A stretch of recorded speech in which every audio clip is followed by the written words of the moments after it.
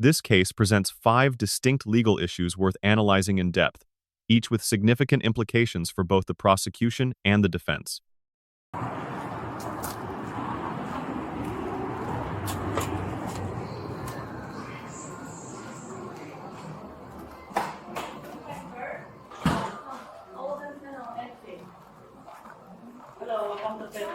are you? Good, good. Hi. Oh, hi. How are you? Good. So these are the check, and then this is the ID, and she's here sitting in front of us. Okay. Hey man, can you stand up real quick for me? Put your hand behind your back real quick. For what? Just gonna be detained right now for the long game, alright?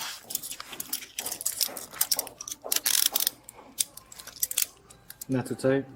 No. Okay. One second, let me just, I don't wanna get tight for a second. I'm just gonna move this so it doesn't bother you, alright? Okay.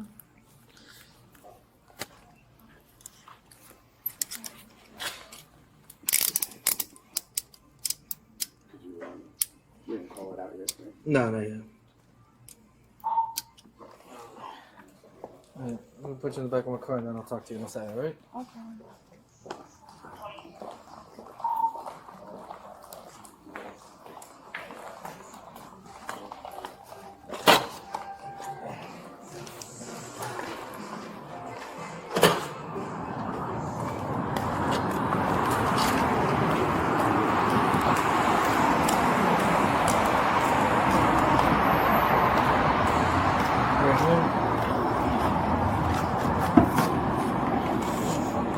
Do you have anything on sharp or anything like that right now?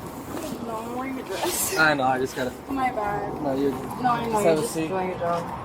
And then, Wait, I've never been behind a cop car, so like, how do I... Just sit down and then we'll buckle you up or anything, alright? Alright, I'm gonna turn on the AC so it doesn't get hot back there, alright? Give me a second. Where's your car? Do you have a car? No. No car? How'd you get here? Got dropped off. You got dropped off? Okay. Where is he? I honestly don't know where he is. Well, he was coming back to pick you up, so where is he? Right, I don't know where he is. He's supposed to be coming back. Who is it? What's his name? I know him as Fredo. You know him as Fredo? Where's he from? Miami. What kind of cars does he drive? And right now he's in a Genesis, a white Genesis. A white Genesis? Okay. Is there anything in the bag that you shouldn't have? Drugs, guns, weapons, anything? No? 20? Just a vape? Okay. I'm sorry. I know I probably can't, but can I call my mom? You can't call anybody right now.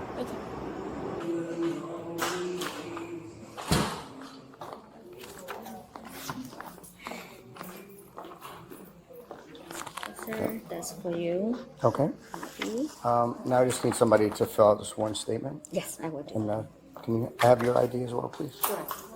Thank you. I'll be right back. I'm just going to read you your rights real quick before I try to talk to you. You have the right to remain silent. Anything you say can and will be used against you in a court of law. You have the right to the presence of an attorney before and during answering any questions. If you cannot afford an attorney, one will be appointed to you through the court. Do you understand those rights? Okay. Do you wish to talk to me? I've never been. I don't know what I'm supposed to do in this situation. Okay. Well. I'm sorry. Okay. Well, I mean, as of right now, that's a fake check. Okay. All right. I'm sorry. Do you think you could just like pull my hair behind my ear? I don't mean to like. Yeah, it's like annoying me. I'm sorry. Thank you. Okay. Thank you. So, do you? So it's a fake check. Obviously, you were brought here, I guess, to cash the check, but the check's made out to your name. Who was the guy that you know again that dropped you off? I don't know like his name, but I know him as Fredo. Fredo. Yeah. Okay. And How many other places have you gone today? I just went to one, and then initially I didn't want to keep going because I was afraid of this, but whatever, he told me I was gonna get left stranded, so. Does he have anyone else working for him today? Not going into banks, but there's like another person driving. So there's 2 drivers? No, so he's also walking into banks. He has a driver, and then they're just. He's also walking into banks as well? And you don't know his name, just as Fredo? No, I saw one of the checks. I think it's like Julian or Juan. It's with a J. I just can't. I Julian, you said? I believe it's Julian. Okay. And last name? You got me there. Got you. So, Okay. I don't know, like, when they're gonna do that though. Okay. All right. We will,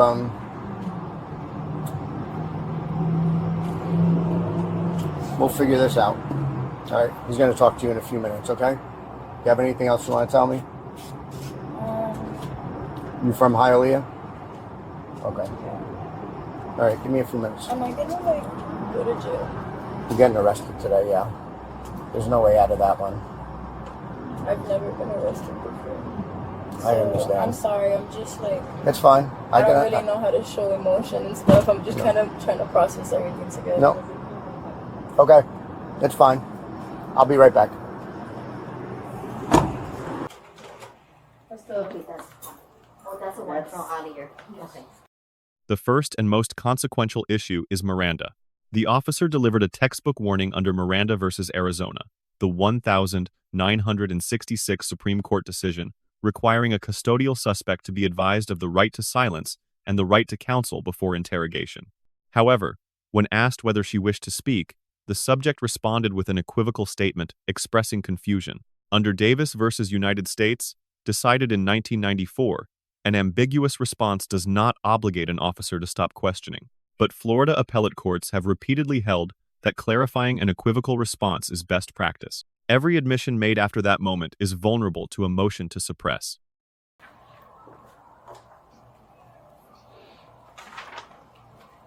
So okay, so this is from the earlier, different clients, different, the same. Okay. Well, Yes. okay, yeah. That's from earlier today. This is from the other. This is from the other. location. Okay. Carolyn. So put. You said airport, right? Airport and Pine Ridge. The banking center name is Carolyn. Okay. Just so I know. Yes. And this is from here. And then this one's here. So how did you guys realize it was just anything distinctive? So this is the one that alert us, of course. And then I quickly remember the ID, the face. Once you walk in, I realized it. So they sent you. They sent This you. is, yes. This is what the manager from From airport there, sent yes. you. Correct. Okay, and then once you saw her come in here, you recognized Correct. the name and I the face. recognize From the the, face, actually, not the name. This face, I recognize it. you remember the face from the Yes. the email, and then obviously once you got the ID, you kind of were like, oh, this is the same person. Correct. And then, And then- I will review the account, Uh-huh. and this check number is already being used. And then this check feel like no, it's weird. Plus, customer don't use this check type. So William, check number's been used. Correct. Handwritings are different than his normal writing. Handwriting different, and you said the material doesn't feel like. Yeah, the material feel weird for the check, normal check. Okay. And then this account owner always put the note here if he pays someone with a check, he always have a memo line fill out, like what did he pay for. But this one has nothing. Memo line filled out, usually with for whatever. Correct. Okay, That's it.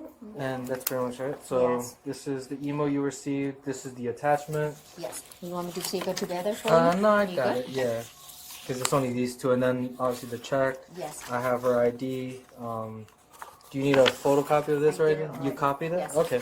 And we have this. He has your information. You gave him his ID. I think that's everything. Yes. The only thing I don't have. Oh no, that's good. We're good. We're good. All right. Thank you guys. I'll call you Thank guys you, if I need officer. any more information. Sure. Thank you. Have a good one. Thank you. from you. I got everything now. Okay.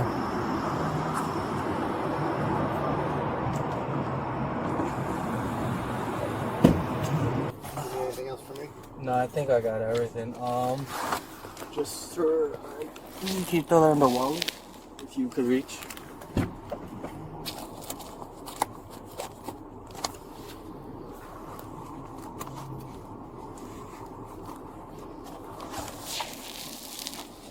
Melanie, what is this? Delta 9 or Delta 8, you said? So it's not gonna pop for anything if it gets tested or anything like that?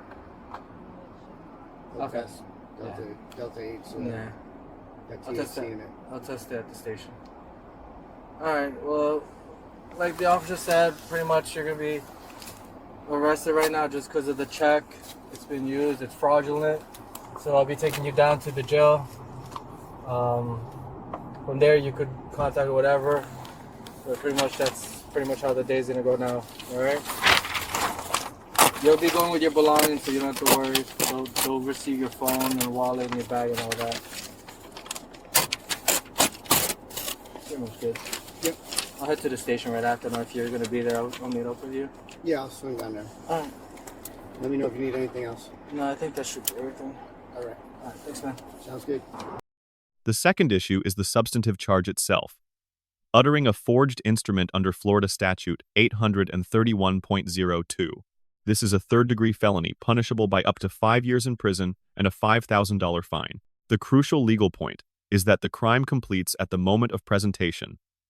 The bank does not need to cash the check. Merely handing it across the counter with intent to defraud satisfies every element of the offense. The third issue is the companion charge of fraudulent use of personal identification information under Florida Statute 817.568. Because the pecuniary benefit sought exceeded $5,000, this offense can be elevated from third to second degree, carrying up to 15 years in prison. The fourth issue is principal liability under Florida Statute 777.011. Anyone who aids, abets, counsels, or procures a crime is chargeable as a principal in the first degree. The unidentified organizer faces identical exposure to the person who physically presented the check. The fifth issue is the duress defense the subject attempted to raise on camera.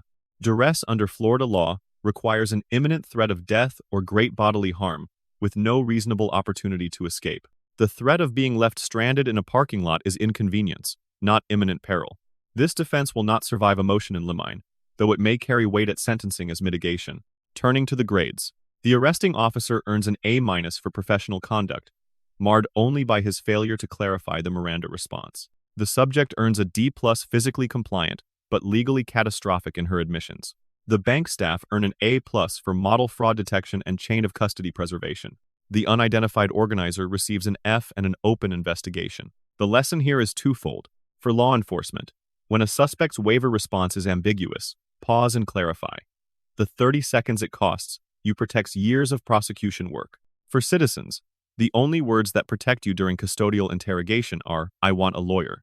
Anything short of that invites further questioning and risks waiving the very rights you were just advised you possess. Let us know in the comments whether the officer should have clarified the equivocal response, and thank you for watching Bodycam Case Analysis. Don't forget to check out our second channel, Audit the Court, for more police interaction content.